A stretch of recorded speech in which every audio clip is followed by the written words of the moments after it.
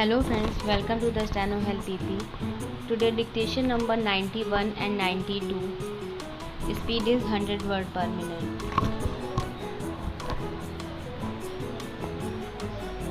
Start.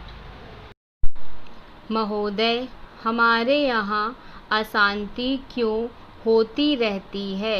इसलिए नहीं कि पुलिस वालों की संख्या बहुत कम है। अशांति इसलिए होती रहती है कि समाज में ऊंच नीच है और लोग अनुभव करते हैं कि उन्हें न्याय नहीं मिल रहा है। कानून और व्यवस्था की समस्या केवल भारत में ही नहीं है। मैं आपसे अमेरिका की ओर देखने को कहूँगी। मैं कहूँगी कि आप अन्य अनेक विकसित देशों की ओर निगाह डालें, जहाँ ना पैसे की कमी है, ना रोजगार की, ना दुनिया के सुख साधनों की। मैं आपको विश्वास दिला सकती हूँ कि एक अकेली स्त्री जितने सुरक्षित भाव से कोलकाता या दिल्ली की सड़कों से गुजर जाती है, उतनी उन देशों के अनेक शहरों से नहीं गुजर सकती। गुजरात को क्या सहायता दी गई? क्या आपने इसके आंकड़े देखने का कष्ट किया है? मैं यहाँ कागज पत्र लेकर नहीं आई हूँ, लेकिन मैं कह सकती हूँ कि गुजरात को भारत के कई राज्यों की अपेक्षा अधिक सहायता मिली है। आपने एक या दो विशेष परियोजनाओं की चर्चा की है। प्रत्येक परियोजना पर उसकी आवश्यकता के अनुसार विचार किया जाएगा और आवश्यकता का यह अभिप्राय नहीं है कि अमुक फर्म या व्यवसाय गृह को क्या मिलता है।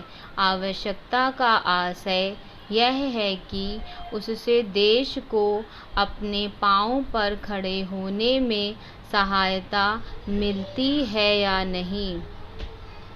हमें उर्वरकों की आवश्यकता है। हम उन्हें प्राप्त करने के लिए सभी संभव उपाय कर रहे हैं, लेकिन हम विदेशी कंपनियों के हाथ बिककर उर्वरक नहीं पाना चाहते और जब तक मैं सत्तारूढ़ हूँ, मैं ऐसा नहीं होने दूंगी, चाहे कैसा भी दबाव क्यों ना पड़े। अगर आप चीखना चाहते हैं तो विश्वास रखिए, आप मुझसे ज़्यादा ज़ोर से नहीं चीख सकते। इसका मुझे आपसे कहीं ज़्यादा अनुभव है। प्रत्येक मामले को तब तय किया जाएगा जब वह विचार के लिए उठाया जाएगा। जहाँ तक टाटा परियोजना का संबंध है, वह योजना अभी सरकार के सामने नहीं आई है। यदि वह आएगी तो उस पर वैसी अन्य योजनाओं की तरह समुचित विचार किया जाएगा। अतीत में हमने कई बातों पर जल्दबाजी से काम लिया और आज हम उसका फल भुगत रहे हैं। आप महानुभावों को इस पर लिखी गई अनेक पुस्तकों के नाम बता सकती हूँ, जिनके लेखक ना तो भारतीय हैं और ना ही आदर्शवादी। महोदय, प्रत्येक कदम फूंक फूंक कर रखना होता है और हो सकता है कि हम कुछ वर्ष गंवा दें, लेकिन स्वतंत्रता गंवाने की अपेक्षा वह अच्छा होगा। स्वतंत्रता का अर्थ केवल अपनी सरकार होना नहीं होता, बल्कि उसका अर्थ होता है कि हम निर्णय स्वयं कर सकें। हो सकता है कि वे निर्णय गलत हों, लेकिन वे हमारे निर्णय भारत के निर्णय होने चाहिए। हमें कपड़ा उद्योग की समस्याओं का भी ध्यान है। हमने आधुनिकीकरण के लिए विदेशी सहायता की आवश्यकता को स्वीकार किया है। योजना आयोग ने कपड़ा उद्योग के लिए एक कार्यकारी दल नियुक्त किया था, जिसने इसकी समस्याओं पर विचार किया। सिद्धांत रूप में यह निर्णय किया गया कि वित्तीय अभिकरणों के द्वारा धन उपलब्ध कराया जाए। हम अब वित्तीय संस्थाओं से बातचीत कर रहे हैं कि इन उद्देश्यों के लिए उधार की शर्तें कैसे उदार बनाई जा सकती हैं। आपने बंगलुरु की घटनाओं और बम्बई में लिए गए हमारे कुछ निर्णयों की भी चर्चा की है।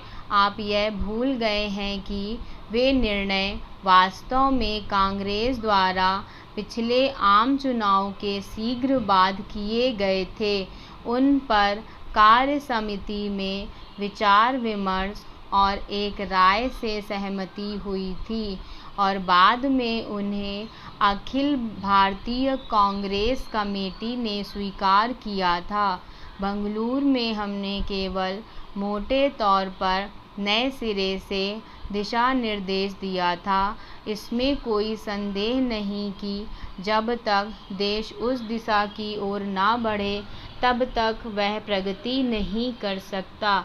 मैं नहीं समझती कि आदर्शवाद और व्यावहारिकता को एक दूसरे से अलग किया जा सकता है।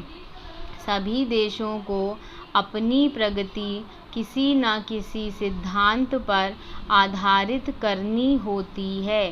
प्रश्न केवल यह नहीं है कि भारत में क्या हो रहा है, बल्कि प्रश्न परिवर्तन की उस लहर का है जो दुनिया भर में देखी जा सकती है। यहाँ अनुशासन और धैर्य के अभाव के बारे में काफ़ी कुछ कहा गया है। मैं समझती हूँ कि इन शब्दों का प्रयोग करने से पहले आपको इनका अर्थ ठीक से समझ लेना चाहिए। आप शायद इसे अनुशासन कहेंगे कि इंग्लैंड में लोगों से बेगार ली जाती थी और उनसे दुर्व्यवहार किया जाता था, या छोटे छोटे बच्चे अंधेरी खानों में काम करने के लिए जाते थे और अंधे होकर बाहर निकलते थे। जब वे इन सब के प्रति विद्रोह करते थे तो आप शायद उसे अनुशासनहीनता कहेंगे।